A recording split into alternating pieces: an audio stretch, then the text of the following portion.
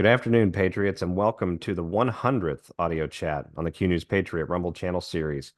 I am the Q News Patriot, joined today by a distinguished and privileged guest, Major General Paul Vallely, retired U.S. Army. My name is SG Anon. For most of the guests that come on the QNP channel, we have a pretty informal discussion and a very, laid-back conversational form. And I imagine we're going to have that today as well. But with the distinguished guest I have, I felt it only appropriate to read a little bit from the bio. I'd like the audience out there to understand that this process of saving America is being handled and in many ways being informed and assisted by individuals like Major General Vallely, who have distinguished careers spanning decades and a deep love and devotion to this country and to its principles. Allow me a moment here. I'm going to pull up the bio of Mr. Major General Paul Vallely. And Major General, thank you very much for joining us. My pleasure, for sure. All right, the bio for the audience out there. Military Hall of Honor member, Paul Vallely was raised in Pennsylvania and graduated from the U.S. Military Academy at West Point. He was trained by some of the best generals of that time, and he then graduated from infantry, airborne, and ranger schools before serving with the 505th Airborne Group in Germany from 1962 to 65. He served multiple combat tours in Vietnam, where he was an infantry company commander in the 101st Airborne and an aide to the commander of U.S. forces, as well as an advisor to the Vietnamese military and an intelligence officer. Later on, in 1966, Major General Vallely rewrote the U.S. Army Sniper Manual and has more than 30 years of distinguished active duty service. In 1988, he was nominated for Assistant Secretary of Defense for Special Operations under President Reagan and retired 4 years later from active duty as Deputy Commander, U.S. Army Forces Pacific. He's been married for more than 50 years and in 2012 became the oldest West Point general to ever lead troops on ground in combat. In 2017, he co-chaired multiple delegations to Egypt to help meet with General el-Sisi and their staff. Today, he is the chairperson of the Stand Up America U.S. Foundation, which he co-founded with the late Admiral Ace Lyons and General Tom McInerney, former Vice Chief of Staff of the Air Force, who himself flew 407 combat missions.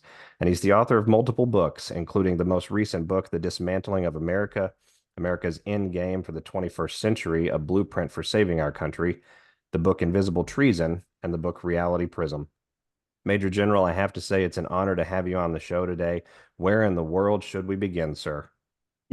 Well, there's so much going on, and what I like to do is paint the picture of the globe and what I call the global chessboard as you look at the Middle East, the Far East, Europe, Central and South America, and of course our blessed country, the United States, right in the middle of that chessboard. So what we try to do is look at the threats external to the United States, as well as facing the domestic and internal threats that we're facing right now up until the election and maybe thereafter. So we can discuss any part of that you'd like. Well, let's start, if we could, with the domestic scene and maybe work our way out, with that global chessboard. You described that, very affluently there and very eloquently. And you recently wrote a piece that named more than 10 people who you believe are literally running the government today. My audience out there is going to believe that that's likely the reference to the insurgency from the 44th administration, which there's a certain entity online that makes reference to that quite a bit. But I wanted to ask you directly, General, who is the shadow government, and how do we know this? Well, we've been tracking Barack Obama and his fraudulent regime that was destined to change America forever and dismantle our country. And they've been very successful at it. But he moved into a mansion in Colorado, which is about a mile and a half from the White House. And he's the first president ever to do that, to set up shop in Washington, D.C. Most of the presidents went back to their home state or their hometown. And he set up a command and control center. We call it a SCIF in the military, in his Colorado mansion, not Colorado. And he brought in Susan Rice and a number of the staff that he had when he was president that worked out of that house, that mansion. And also he put Susan Rice in the executive office building, I think on the second or third floor there, And she basically was the interloper who would take the information provided by Obama, directions. She would take that in, and then she would pass it to the chief of staff of the White House, Ron Klain at that time. And then they would manage the information that would go out to the media and so on, their information warfare campaign to continue to dismantle America. But they are funded and have been funded by the globalists, such as George Soros, who should be tried for treason. And so he's been running the show. We know Biden has not been capable of it, and as well as Kamala Harris. And so when you have that staff, even that deep state part in the White House, in the executive branch, they run the day-to-day activities, and they're still doing it. And if Kamala Harris would get elected, which I don't think she will be, they would continue to be the shadow government running her and directing her as a puppet. And as you know, Obama became really the Manchurian candidate. So that's the shadow government. And they're made up of a number of lawyers that have been involved with Obama. Eric Holder, for example, is part of that shadow government for sure. And then you have the active members like Merrick Garland and Mayorkas and Gordon Austin at the Pentagon. So they're all part of that shadow government that is running, in fact, the government today. You know, that seems to confirm a lot of what patriots out there have researched out with these connections from those groups that you just described and these very large transnational financial interests. And that leads me into my next question, General, which is going to deal with the wars around the planet. We're seeing escalation right now in the Middle East, which is threatening the Strait of Hormuz, the Gulf of Aqaba, the Suez Canal, major supply chains. And this is corresponding, or maybe a better way to say it is overlapping with this massive port strike happening domestically. So, considering your expertise and your unique position to opine on a lot of these issues, do you care to give us an overview of how much of this conflict happening right now in the world is as a direct result of the 44th administration? Well, I think a lot of it is, and working with the globalist Klaus Schwab at the World Economic Forum, the major financiers on Wall Street, they're well funded in what they're doing to really control the people of America. And you see the same thing happen, of course, in Europe. And what happens is they want a top-down, basically a communist, capitalist mixed government that will control the people. They'll control what we eat, what we drive, what we do. And that's not our government. Our government is for the people, by the people, and of the people. So we power up the people. This is our government. The government is not the globalist or these people that are trying to change everything in the world. John Kerry, Bill Gates, they're all part of that American part of the globalist. And then BlackRock on Wall Street and a number of other firms there. And that's why they want Harris in. They want her to win because they can control her, which they know they cannot control Donald J. Trump. And so the chaos in the world is just beyond comparison. I've never had global chaos like we have now, ever. I mean, we've had world wars and you go back to the Paleolithic wars, the Roman wars, and all of that, but nothing compares now to what's going on. And two people, it's very interesting, that understand this, what's happening, are Putin in Russia and Xi in China. And they're watching the dismantling of Europe, of NATO, of the United States. They've come up with a new monetary system called BRICS. They're going to have a BRICS conference beginning 17 October in Moscow. And that BRICS conference, made up of Brazil, Russia, India, China, South Africa, over 40, 50 nations now, go over 100 nations probably in the next year, and they will control 2/3 of the world's economy, the BRICS. So watch for that, because it's all about money, what's happening today. But you know what? I am so tired of American politics, of ads on TV. We are so involved and so over-engrossed in politics in America. No other country is like this. And I'm actually tired of it. I'm tired of the political parties. I wish we didn't have any. I don't even think we need them, to be realistic. Amen, General. I couldn't have said that any better myself. And I have a unique dislike for the ads, just as you described. Yeah, So I have to ask then, as it pertains to, the American politics and how some of this is laying out. We've got a considerable landscape playing out before us. We know that President Trump has described risks, national security risks to the United States a number of times. He articulates them at his rallies when he references missile defense technologies or the potential for all of these violent criminals that have come into the country. We saw the 2020 election stolen, and it seems that they would have to gear up to do something pretty chaotic and pretty dramatic to be able to accomplish something like that again. So, right. if I may, what is your assessment of the risks that we face over the next 35 days here in the country, and what is the best way for us to ensure our vote counts?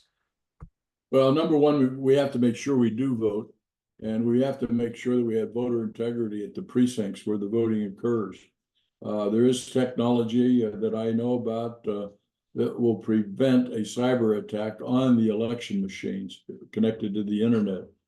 Hammer Scorecard, which was developed by a gentleman that I'm familiar with, was produced by paid for by the CIA. And then under the Obama administration, Hammer Scorecard was passed on to the Chinese. And that's why the Chinese were involved in the cyber attack on some of our major states, such as Georgia, for example. What you look at the voting at 11 p.m. the night of the election, and then 4 o'clock in the morning, when hundreds of thousands of votes was passed from Trump to Biden, and that was the cyber attack. Now there's total denial of that, but we know it's a fact. We have people that were involved in knowing that Hammer Scorecard and what it was doing. And but now we do have a capability to counter that again if it happens. But again, make sure the police and the sheriffs have people at the voting stations and prevent any illegals from voting. It's against the law, but yet they want to bring in and have brought in all these illegals.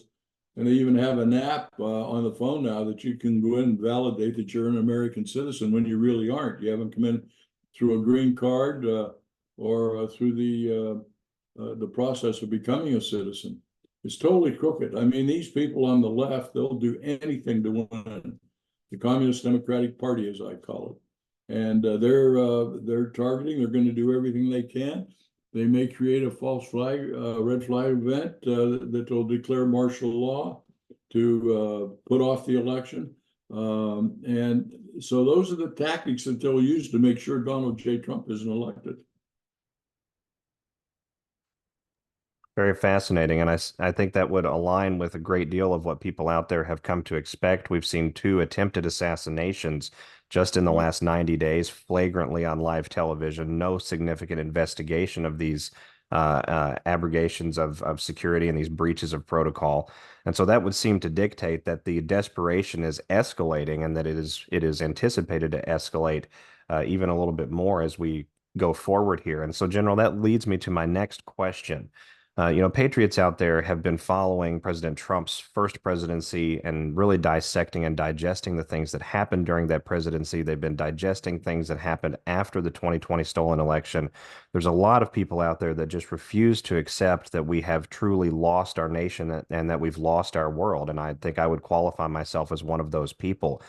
And so I just have to ask a pretty, frank question here. When we hear about the plan to save America, the plan to save the world, the plan to restore the republic, are we the people the plan?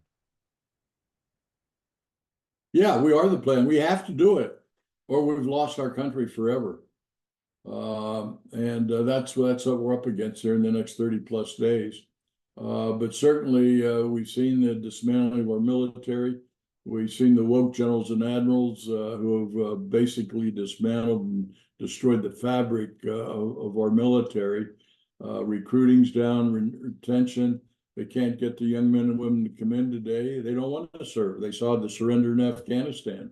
They don't want to serve under these generals and admirals. That's why the plan that the Stand Up America US Foundation has put together for Trump, and it basically calls for the restructuring of our military, and he has that now. We also produced Operation Sinaloa to take down the cartels, which we can do with a special ops mission. In 7 days, the cartels are out of business. So those are a lot of things we're doing for the country right now at our foundation. And we'd like people to donate. Go to our website, standupamericaus.org. Help us out, support us. We do great things.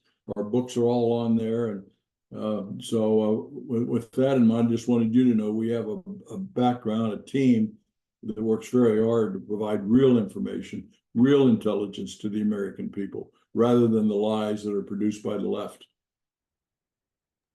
Something that we desperately need in this all-out scorched earth culture war that we face down at this day and in such a time as this. And General, that leads me to my last question, sir, if I may, and that deals with spirituality. You know, you have a successful 5+ decade marriage. That's something that is just exceedingly rare these days anymore and has been made intentionally and purposefully difficult by that shadow government that we inaugurated our discussion today with. In your opinion, serving, more than 30 years active duty for the United States Armed Forces, attaining very high ranks of influence and connectedness over the world scene, as well as managing a household back at home and being able to blend those realities, effectively and seamlessly, what are we missing in our spiritual compass as Americans, and how can we get it back? Well, if you get America's Endgame for the 21st Century, that's a book we wrote about a year and a half ago, General McInerney and myself. And the first chapter of the Awakening and the Endgame for the 21st century is a spiritual awakening.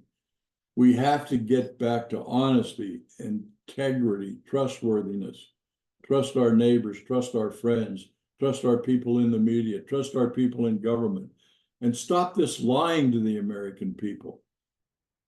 Continual lying. I mean, my goodness, I went to West Point, duty, honor, country. A cadet does not lie, cheat, or steal. But the wokeness has even affected our academies with critical race theory, Communist Manifesto-based theories, and DEI, and transgenderism, and making up all of these new words that they put into the vocabulary. It's unbelievable. And we just have to get back to being good people, good, honest people. And that's who we need in government. I mean, all of the, I would do away with the parties. I don't think we need political parties anymore. Let the people put up who they want to vote for and then vote on them with some process. But to me, they're all bought off to some degree by these power-hungry organizations.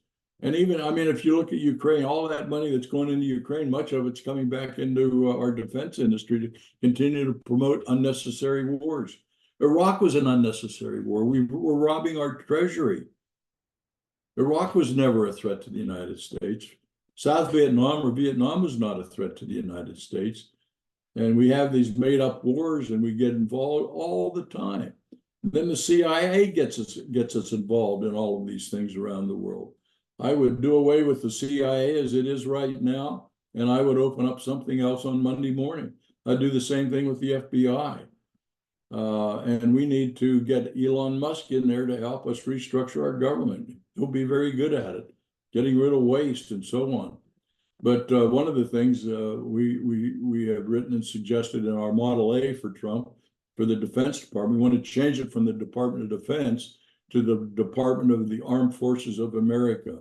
We want to do away with the Joint Chiefs of Staff and the duplication of these staffs within the Pentagon, within the military. Do away with half the generals and admirals that we don't need.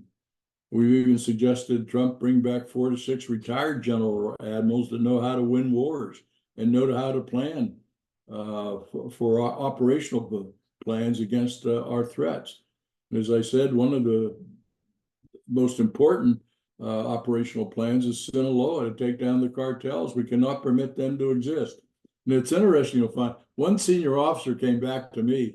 He said, well, General Vallely, you can't do a cross-border operation to take down the cartels. I said, what the hell are you talking about?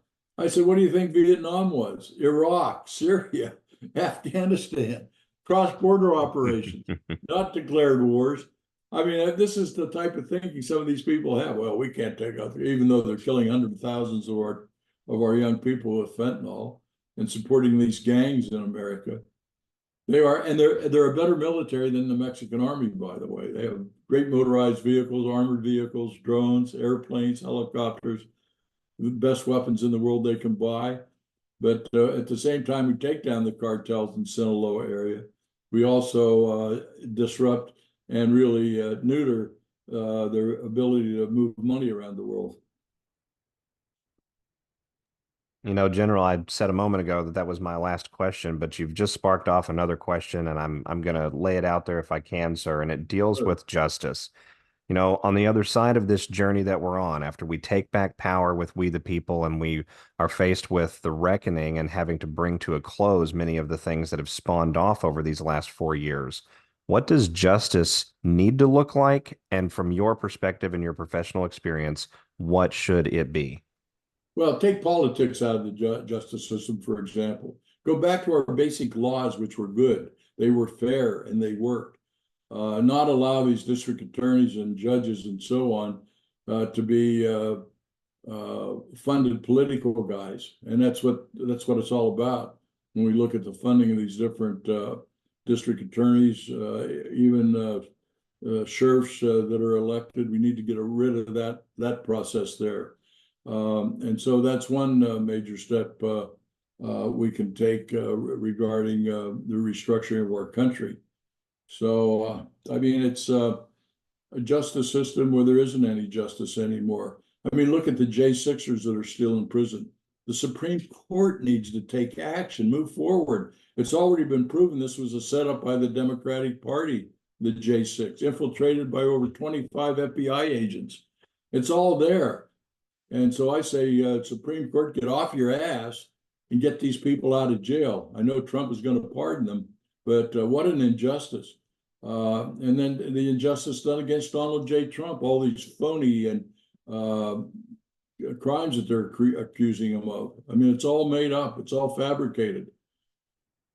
It's terrible. So we need a whole remake of our justice system as well, and how we administer the laws. I mean, even on the books, you don't need legislation to stop the illegals from coming across. That's already in our regulations, in our laws. Prevent illegal entry into a country. Because a country without borders is no country. So, Amen. A complete reform of the system and a change in how we relate with one another. I think that's the essence of this great awakening for all mankind. So, if I can, General, what is the best way for Patriots to reach out, to connect, to support the work? Where should they go? go to Stand Up America US. You got to put the US in there. StandUpAmericaUS.org. And go to the website. You can use any of the information we publish there. You can buy our books there. You can donate and support us. We've been around for 20 years and we've done good work. I think we have very good people, but we need to be an entity that will support the future of America and restore our Constitution and our country. So that's what we're all about. Amen. And I think that's what all patriots everywhere are learning how to return to. General, it's been a true privilege and an honor to have you on the show, and I'd like to personally thank you again for your service to our great country and in the armed forces. It is well appreciated by all of us here at Q News Patriot. For the audience out there, I hope you very much enjoyed this conversation. You can learn more at standupamericaus.org. And this is SG Anon. I'll be back with each of you again soon on the Q News Patriot. Thanks, everyone. Bye-bye. Thank you.